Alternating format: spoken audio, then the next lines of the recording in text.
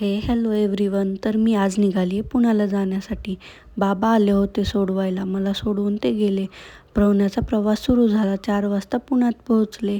माझे आहो आले होते मला घेण्यासाठी. घरी पोहोचलो. फक्त 13 दिवस एकमेकांपासून लांब होतो तर असं वाटत होतं महिना झाला आहे. सासूबाईंनी पावभाजी बनवली होती, ती खाल्ली आणि आता गिफ्ट देण्याची वेळ झाली. मी त्याच्यासाठी हे मस्त यात्रेतून किचन घेतलं होतं.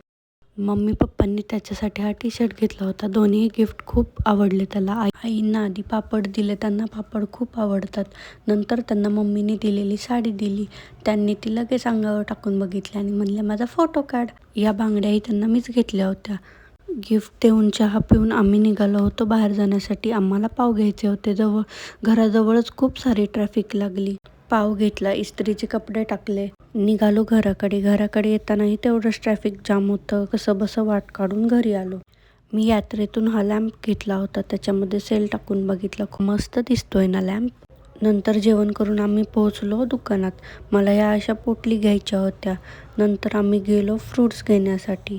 मला वेट लॉस करायचं आहे. मी लवकरच वेट लॉस सिरीज चालू करते. कोणाकोणाला वेट लॉस करायचं त्यांनी मला सबस्क्राईब करा. आपण सगळ्यांनी सोबत मिळून वेट लॉस करू.